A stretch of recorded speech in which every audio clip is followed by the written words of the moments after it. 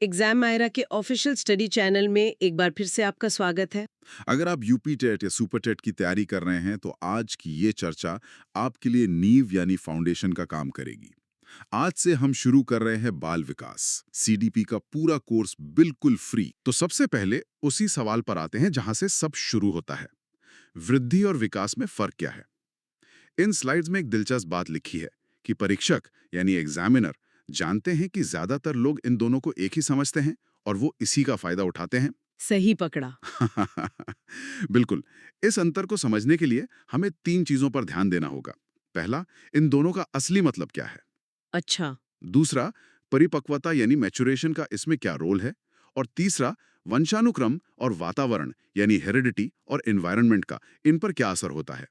अगर ये तीन पहेलियां सुलझ गई तो पूरी तस्वीर साफ हो जाएगी। ठीक है, तो एक एक करके इन पहेलियों को सुलझाते हैं। शुरुआत वृद्धि यानी ग्रोथ से करते हैं। स्लाइड में इसे बहुत सरल भाषा में समझाया गया है, जो दिखाई देती है। मतलब शरीर के आकार या बनावट में ऐसा बदलाव जिसे हम अपनी आंखों से देख सकते हैं। हम्म। यानी ये बाहरी बदलाव है, एक्सटर्नल, जैसे किसी बच्चे के हाथ पैर का लंबा होना या शरीर का वजन बढ़ना। और इसे मापा जा सकता है, ये क्वांटिटेटिव होता है।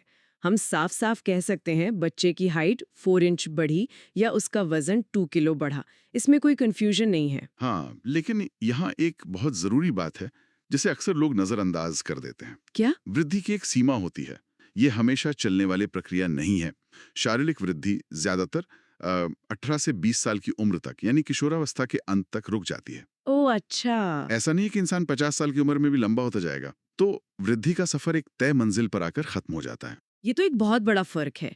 तो वृद्धि मतलब वो शारीरिक बदलाव जो दिखते हैं, जिन्हें नापा जा सकता है और जो एक उम्र के बाद थम जाते हैं। तो अगर सिर्फ शरीर का बढ़ना ही सब कुछ नहीं है, तो फिर ये विकास क्या भला है? ये शब्द सुनने में तो बहुत बड़ा और गहरा लगता है।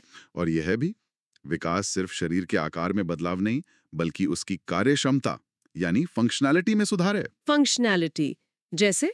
इसे ऐसे समझिए, एक छोटे बच्चे का हाथ बड़ा होता है, ये वृद्धि है। हम्म। लेकिन जब वो उसी हाथ से पेंसिल पकड़कर लिखना सीखता है तो ये विकास है। हम्म। विकास में मात्रात्मक मतलब क्वांटिटेटिव और गुणात्मक मतलब क्वालिटेटिव दोनों पहलू शामिल होते हैं।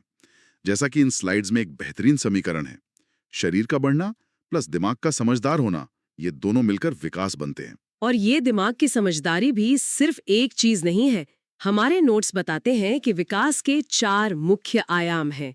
पहला है शारीरिक, यानी हमारा स्वास्थ्य। सही। दूसरा है संज्ञानात्मक, यानी सोचना, तर्क करना, भाषा सीखना। तीसरा है सामाजिक, मतलब दूसरों से रिश्ते बनाना। और चौथा है संवेगात्मक, यानी अपनी भावनाओं को समझना और उन पर काबू पाना। बिल्कुल। और इन चारों को अलग अलग नहीं देखा जा सकता, ये सब एक दूसरे से जुड़े हुए हैं। सोचिए, जब एक बच्चा पहली बार स्कूल में अपना टिफिन किसी दूसरे बच्चे के साथ शेयर करना सीखता है, हाँ। ये सिर्फ एक सामाजिक काम नहीं है। हाँ। उसे अपनी भूख जो कि फिजिकल है उस पर थोड़ा कंट्रोल करना पड़ता है। ये समझना पड़ता है कि शेयर करने से दोस्ती बढ़ती है, ये कॉग्निटिव हो गया। अच्छा। और शायद उसे अपना पसंदीदा खाना देने में जो थोड़ी झिझक होती है, उस भावना मतलब इमोशन पर भी काबू पाना पड़ता है। विकास के ये सारे धागे एक ही पल में एक साथ बुने जाते हैं। वाह, ये उदाहरण तो वाकई आंखों के सामने एक तस्वीर बना देता है। तो विकास एक बहुत बड़ा और बहुआयामी कैनवस है। और वृद्धि के उलट, क्या इसकी भी कोई समय सीमा है? यहीं पर विकास का सुनहरा नियम आता है, गर्भ से कब्र तक, वूम टू टूम्ब। गर्भ से कब्र तक। हाँ, ये एक लगातार चलने वाली प्रक्रिया है जो माँ के गर्भ से शुरू होकर जिंदगी के आखिरी पल तक चलती है। हाँ, इसकी रफ्तार कभी तेज तो कभी धीमी हो सकती है, लेकिन ये रुकती कभी नहीं है। हम हर दिन, हर पल कुछ नया सीखते हैं, बदलते हैं, और यही विकास है। लेकिन क्या सच में विकास हमेशा होता रहता है? कई लोग तो उम्र के साथ बदलना बंद कर देते हैं या अपनी पुरानी आदतों में ही अटके रहते हैं। क्या उसे विकास का रुकना नहीं कहेंगे? बहुत अच्छा सवाल है। देखिए, विकास का मतलब हमेशा बेहतर होना नहीं होता, इसमें बदलाव शामिल है।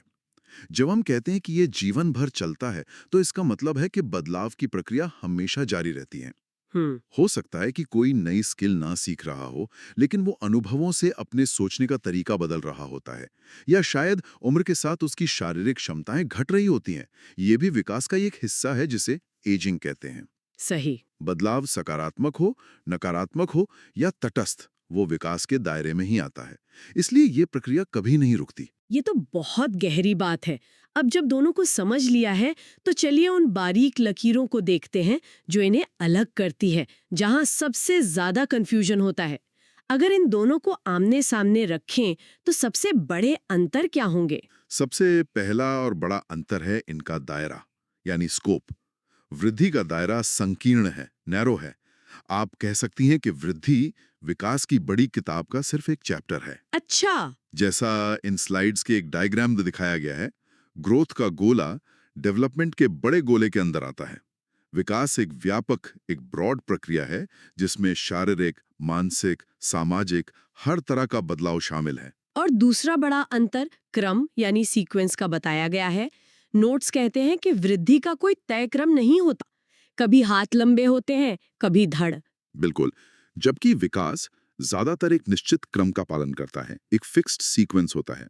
जैसे एक बच्चा पहले बैठना सीखता है, फिर घुटनों के बल चलना, फिर खड़ा होना और फिर दौड़ना। हाँ, ये तो होता है। ये क्रम दुनिया के लगभग हर बच्चे में एक जैसा होता है। इसे डेवलपमेंटल माइलस्टोन्स कहते हैं। और तीसरा फर्क है मापन का। वृद्धि को आप इंच या किलो में सीधे सीधे माप सकती हैं, लेकिन विकास का क्या? हाँ, किसी की समझदारी या भावनाओं को फीते से तो नहीं नाप सकते। सही कहा। इसीलिए विकास को मापा नहीं जाता, उसे आंका जाता है, असेस किया जाता है। हम किसी का आईक्यू टेस्ट ले सकते हैं या उसके व्यवहार को देखकर, मतलब ऑब्जर्वेशन से, उसकी सामाजिक या भावनात्मक परिपक्वता का अंदाजा लगा सकते हैं। तो वृद्धि का सीधा मापन होता है, विकास का आकलन। बिल्कुल। ठीक है। तो वृद्धि और विकास के बीच का फर्क अब काफी साफ हो गया है। लेकिन हमारी चर्चा में एक और शब्द बार-बार आ रहा है, परिपक्वता। मुझे हमेशा परिपक्वता या मैचुरेशन शब्द थोड़ा कंफ्यूजिंग लगा है। क्या ये बस बड़े हो जाने का एक फैंसी शब्द है या इसका कोई खास तकनीकी मतलब है? नहीं, इसका एक बहुत खास मतलब है। इन नोट्स के मुताबिक परिपक्वता वे बदलाव हैं जो आनुवांशिकता यानी हमारे जीन्स की वजह से अपने आप होते हैं। इनके लिए किसी ट्रेनिंग या सिखाने की जरूरत नहीं होती। हम्म। जैसे बच्चे के दांत निकलना, आप उसे सिखा नहीं सकती कि दांत कैसे निकालने हैं, ये समय आने पर खुद होता है। या किसी पक्षी का पहली बार उड़ना, ये उसकी जेनेटिक प्रोग्रामिंग का हिस्सा है।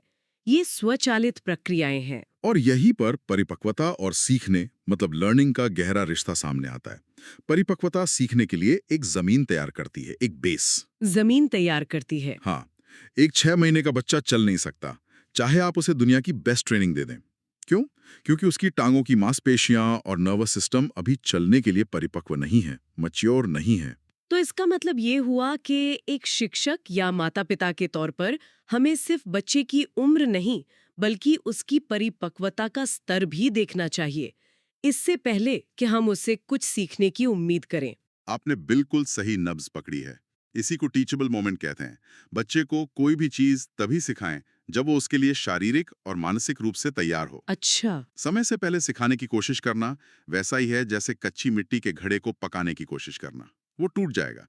जब बच्चा तैयार होता है तो वो चीजों को बहुत जल्दी और आसानी से सीख लेता है। सही बात है। ये सिर्फ बच्चों पर ही नहीं, हम पर भी लागू होता है। मैंने सालों तक गिटार सीखने की कोशिश की, लेकिन बात नहीं बनी। फिर एक दिन कई सालों बाद दिमाग बस तैयार था और चीजें जुड़ने लगीं। परिपक्वता सिर्फ शारीरिक नहीं होती, मानसिक भी होती है। तो अब हमारे पास वृद्धि, विकास और परिपक्वता, ये 3 टुकड़े हैं। इन सब टुकड़ों को जोड़े कैसे? ये सब विकास की बड़ी तस्वीर में कहाँ फिट होते हैं? क्या इसका कोई मास्टर फॉर्मूला है? हाँ, और ये फॉर्मूला बाल मनोविज्ञान की दुनिया में बहुत प्रसिद्ध है। इसे वुडवर्थ का नियम कहते हैं, वुडवर्थ्स लॉ, जो एक समीकरण देता है। Development is equal to heredity multiplied by environment. यानी विकास बराबर है वंशानुक्रम गुणा वातावरण। वंशानुक्रम यानी वो जो हमें अपने माता-पिता से जीन्स में मिलता है, और वातावरण यानी हमारा परिवेश, परिवार, स्कूल, समाज। लेकिन इस फॉर्मूले में गुणा का निशान क्यों है, जोड़ का क्यों नहीं? हेरिडिटी प्लस एनवायरनमेंट क्यों नहीं? ये इस समीकरण का सबसे जरूरी और गहरा हिस्सा है।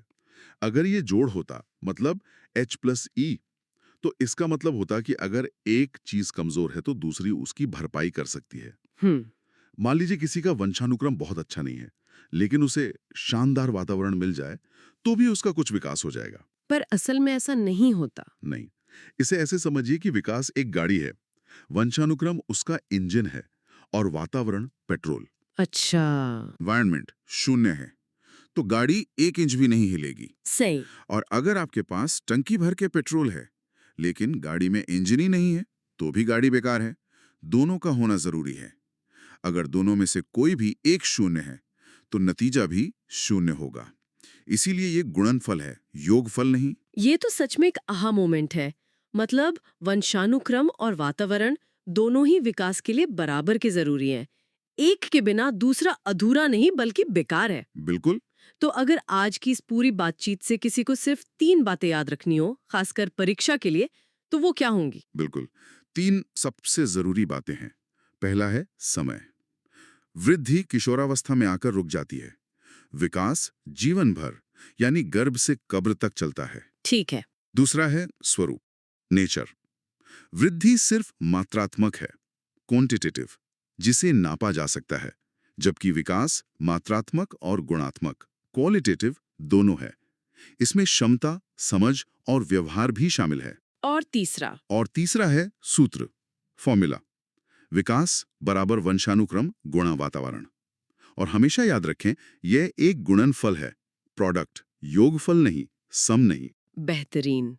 तो आज हमने समझा कि वृद्धि विकास की कहानी का महज एक पहला अध्याय है। विकास अपने आप में एक बहुत बड़ी, जटिल और जीवन भर चलने वाली प्रक्रिया है, जिसमें शारीरिक, मानसिक, सामाजिक और भावनात्मक हर तरह के बदलाव शामिल हैं। ये सिर्फ शरीर का बढ़ना नहीं, बल्कि एक इंसान का संपूर्णता में बदलना है। बिल्कुल। और ये चर्चा हमें एक बहुत ही दिलचस्प सवाल पर लाकर छोड़ती है। अब जब हम ये जान गए हैं कि विकास क्या है और ये वंशानुक्रम और वातावरण की आपसी क्रिया से होता है, तो अगला सवाल ये उठता है, क्या ये विकास बस यूं ही बेतरतीब ढंग से होता है या इसके कुछ तय सिद्धांत और पैटर्न हैं जो हर इंसान पर लगभग एक जैसे लागू होते हैं? शायद अगली बार हम इस पर बात कर सकते हैं।